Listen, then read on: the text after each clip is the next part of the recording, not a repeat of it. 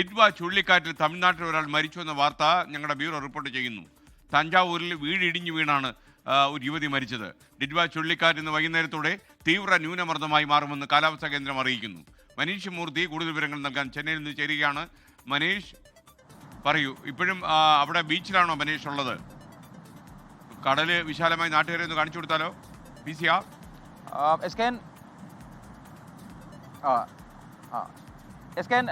ബസന്ത് നഗർ ബീച്ചിലാണ് ഉള്ളത്.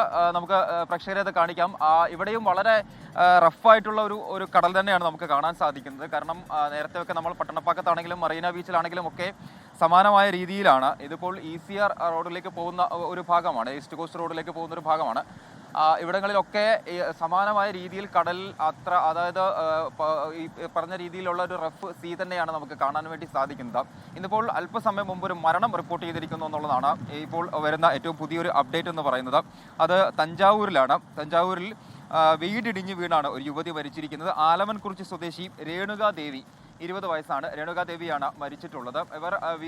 ഇവരുടെ വീടിന് ചെറിയ പ്രശ്നങ്ങൾ ഉണ്ടായിരുന്നു, അതുകൊണ്ട് മറ്റൊരു വീട്ടിലേക്ക് മാറി താമസിക്കുകയായിരുന്നു. ആ വീടാണ് ഇടിഞ്ഞു വീണത് എന്നുള്ളതാണ് നമുക്ക് മനസ്സിലാക്കാൻ സാധിക്കുന്നത്. അങ്ങനെ ഡിറ്റ്വ ചുഴലിക്കാറ്റുമായി ബന്ധപ്പെട്ടുള്ള ദുരന്തം ഒരു മരണം സംഭവിച്ചിരിക്കുന്നു എന്നുള്ളതാണ് പ്രധാനപ്പെട്ട കാര്യം. മറ്റൊരു പ്രധാനപ്പെട്ട വിവരം കൂടി വരുന്നുണ്ട്. ഇന്നിപ്പോൾ വൈകുന്നേരത്തോടു കൂടി ഈ പറഞ്ഞ ഡിറ്റ്വ ചുഴലിക്കാറ്റ് തീവ്ര ന്യൂനമർദ്ദമായി മാറും എന്നുള്ളൊരു വിവരം കാലാവസ്ഥാ നിരീക്ഷണ കേന്ദ്രത്തിൽ നിന്ന് ഇപ്പോൾ വരുന്നു.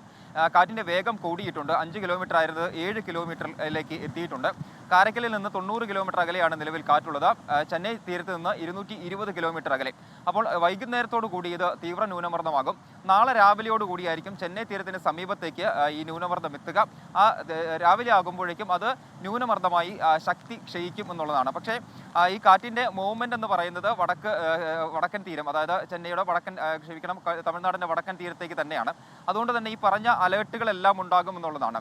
മഴയുടെ അലേർട്ട് ഉണ്ടാകും, അതുപോലെ തന്നെ കാറ്റിന്റെ അലേർട്ട് 80 കിലോമീറ്റർ വേഗത്തിൽ കാറ്റടിക്കുമെന്നുള്ളത് നേരത്തെ തന്നെ പറഞ്ഞിരുന്ന കാര്യമാണ്. അപ്പോൾ ആ അലേർട്ടുകളെല്ലാം തന്നെ നിലനിൽക്കും. എന്തായാലും വൈകുന്നേരത്തോടു കൂടി ഇത് തീവ്ര ന്യൂനമർദ്ദമായി ഇതിന്റെ ശക്തി കുറഞ്ഞു തുടങ്ങും എന്നുള്ളതാണ് കാലാവസ്ഥാ നിരീക്ഷണ കേന്ദ്രം അറിയിക്കുന്നത്. പക്ഷേ കാറ്റുണ്ടാകും. അത് ഈ പറഞ്ഞ രീതിയിൽ എല്ലാ തീരദേശത്തും, അതായത് ചെന്നൈ മുതൽ അങ്ങോട്ട് കടലൂർ വരെയുള്ള തീരദേശ മേഖലകളിലെല്ലാം തന്നെ സമാനമായ രീതിയിലുള്ള കാറ്റുണ്ടാകും എന്നുള്ളതാണ് പറയുന്നത്. ആ രീതിയിലുള്ള അലർട്ടും കൂടി വന്നിട്ടുണ്ട്.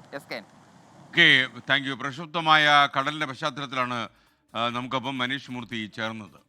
ലോകത്തെവിടെയായാലും ഏത് സമയത്തും 24 വാർത്തകളും ഓഗ്മെന്റഡ് റിയാലിറ്റി പാക്കേജുകളും എക്സ്പ്ലെയിനറുകളും വിശദമായി കാണാൻ ഞങ്ങളുടെ YouTube ചാനൽ നിങ്ങൾക്ക് സബ്സ്ക്രൈബ് ചെയ്യാം.